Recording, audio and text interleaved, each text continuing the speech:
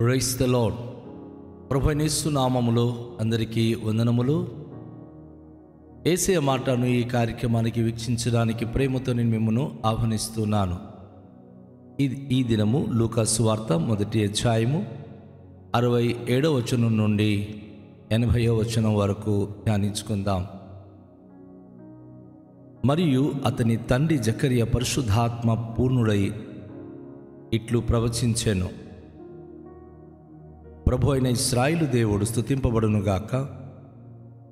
ఆయన తన ప్రజలకు దర్శనమిచ్చి వారికి విమోచన కలుగచేసెను.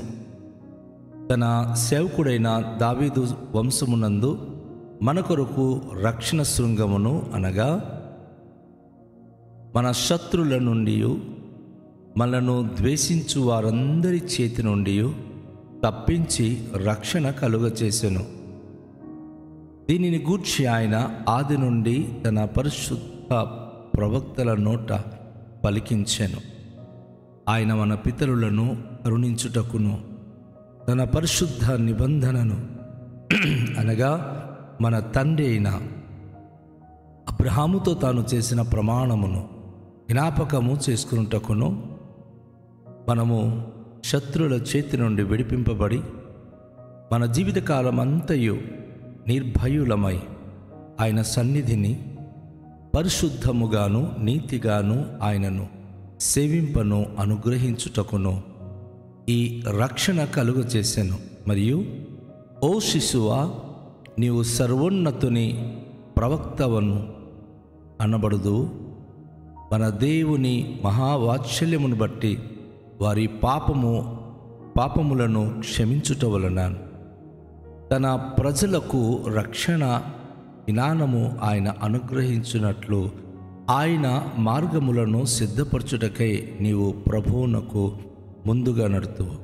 మన పాదములకు సమాధాన మార్గములోనికి నడిపించున్నట్లు చీకటిలోను మరణఛాయలోను కూర్చుండు వారికి వెలుగిచ్చుటకై ఆ మహావాత్సల్యమును బట్టి పైనుండి ఆయన మనకు అరుణోదయ దర్శనమును అనుగ్రహించెను. శిశువు ఎదిగి ఆత్మయందు బలము పొంది ఇశ్రాయేలునకు ప్రత్యక్షమగు దినము వరకు అరణ్యములో నుండెను. దేవుని నందు ప్రభు అయిన యేసుక్రీస్తు వారి యొక్క ప్రియ బిడ్డలారా, ఈ ఉదయకాలములో ప్రభు యొక్క ప్రేమను బట్టి కృపను బట్టి ఒక అద్భుతమైన ప్రవచనము నెరవేర్పును మనం చూస్తున్నాం. తన ఎదుట నిత్యము సేవలో ఉన్నటువంటి జకరియను దర్శించి యోహాను అనే గొప్ప వ్యక్తిని ఆ కుటుంబంలో పుట్టించి తనను నామకరణం చేసిన రోజు జకరియా పరిశుద్ధాత్మతో పూర్ణుడై ఆయన ప్రవచించడం ప్రారంభించాడు. ఆ ప్రవచన వాక్యం ఈరోజు మనం ధ్యానించినప్పుడు ఆయన ఏమంటున్నాడంటే, ప్రభుని ఇశ్రాయేలు దేవుడు స్తుతింపబడునుగాక. దేవునికి ఆయన స్తుతించాడు. ఎందుకంటే తన జీవితంలో గొడ్రాలుగా ఉన్న తన భార్య ఫలించింది. దేవునికి మహిమకరంగా ఆమె చక్కని బిడ్డను ఆమె జననమిచ్చింది. కనుక ఆయన ప్రభును స్తుతించాడు. అవునండి, మనం ఏదైనా పొందుకున్నప్పుడు మనం గనక దేవునికి కృతజ్ఞతస్తులు చెల్లించకపోతే అది మనకు ఎంతో బహు ఆందోళనకరంగా ఉంటుంది. అయితే జకరియా దేవునికి స్తుతిస్తూ ఆయన ఏమంటున్నాడంటే, తన ప్రజలను దర్శనమిచ్చి వారికి విమోచనము కలుగచేసెను అంటున్నాడు. దేవుడు తన ప్రజలకు దర్శనమిచ్చాడు. యోహాను రూపంగా ఏలియా యొక్క ఆత్మను పంపించి తన ప్రజలకు విమోచన అనుగ్రహించాడు.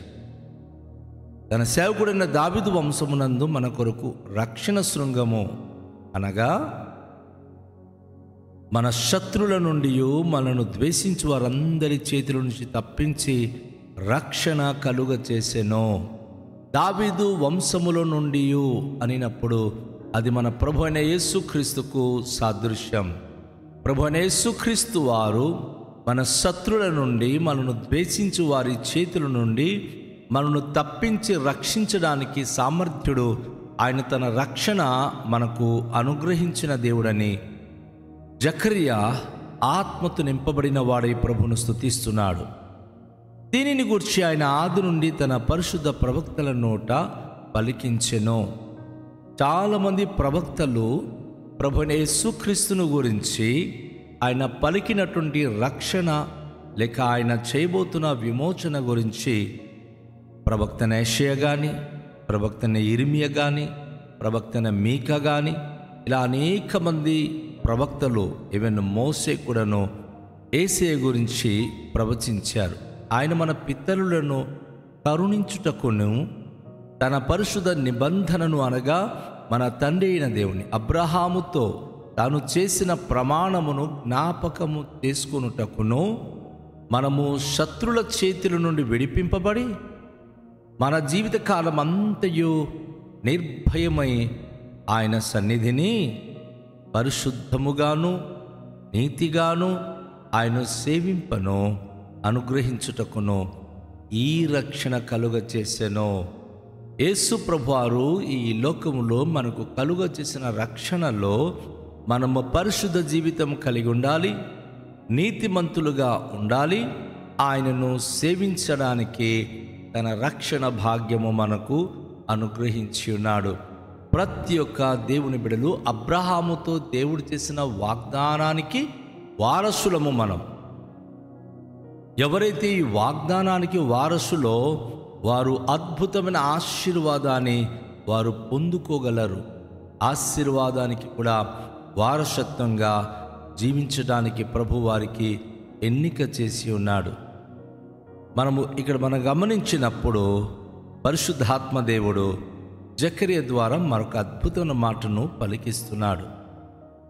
ఆయన ఆ శిశు అనగా ప్రభు అయిన యేసుక్రీస్తుకు ముందు పుట్టినటువంటి యోహాను గురించి ఆయన ఏమంటుంటే, ఓ శిశువా, నీవు సర్వోన్నతుని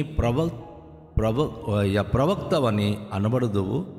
మన దేవుని మహావాత్సల్యం బట్టి వారి పాపములను క్షమించుట వలన తన ప్రజలకు రక్షణ జ్ఞానము ఆయన అనుగ్రహించినట్లు ఆయన మార్గములను సిద్ధపరచుటకై నీవు ప్రభువునకు ముందుగా నడుతువు. ఎంత అద్భుతమైన ప్రవచన వాక్కు అంటే, భక్తుడైన యోహాను గురించి అనగా తన బిడ్డ గురించే ఆత్మ పూర్ణుడైనటువంటి జకర్యా, నువ్వు మహోన్నతునికి ప్రవక్త అనబడుదువు.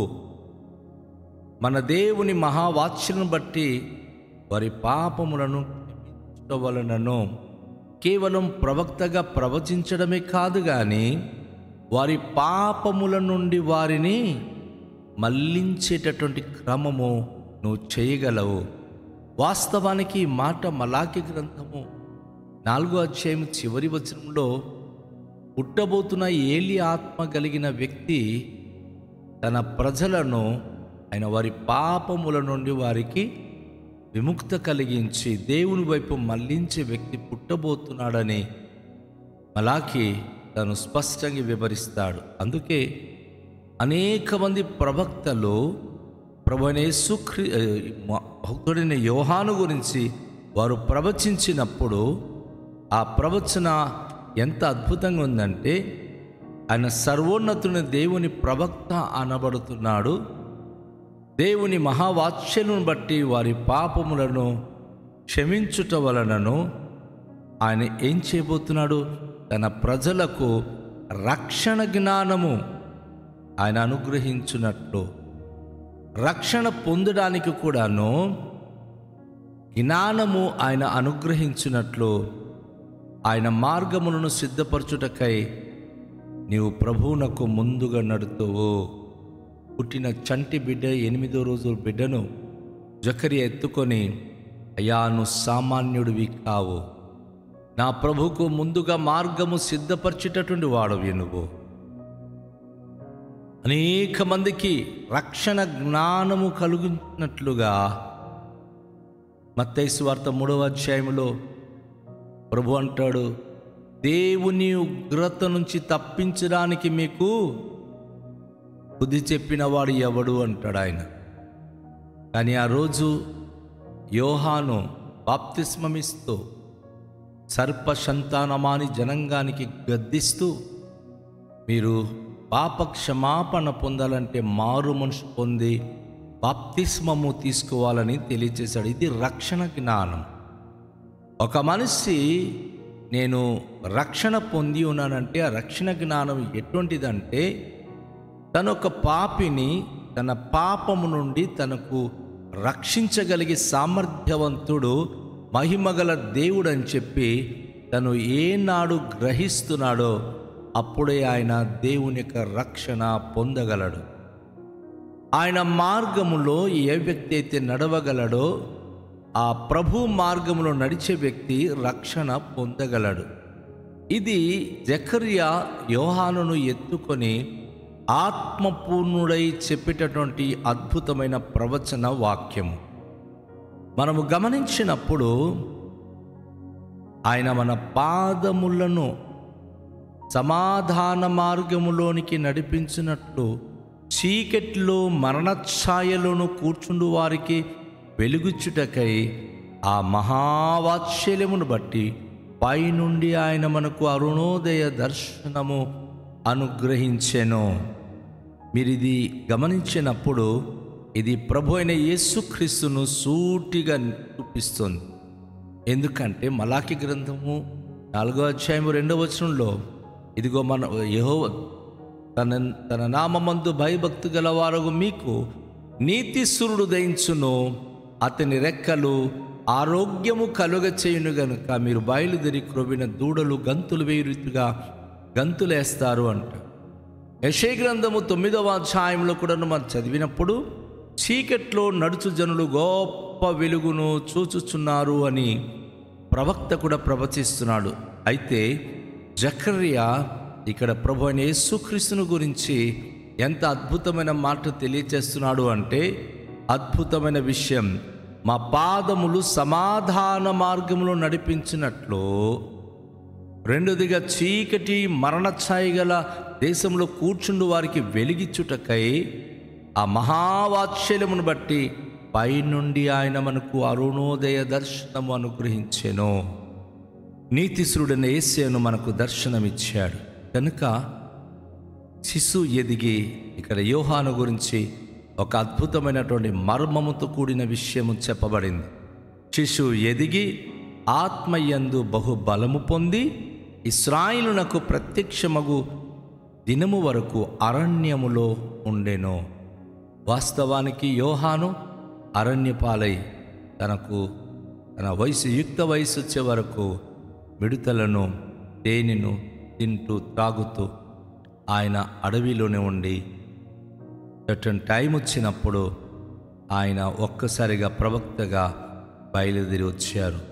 సహోదరి సహోదరుడా, వాగ్దానము చేసిన దేవుని చేత పంపబడిన యోహాను కానీ, వాగ్దానము చేయబడి మనకు రక్షించడానికి వచ్చిన యేసు ప్రభు కానీ, గాబ్రియేలు దేవదూత ద్వారా ఏం చెప్పబడిందో అది నెరవేర్చడానికి వారు ఈ లోకానికి వచ్చి తమ వంతు కార్యము నెరవేర్చారు.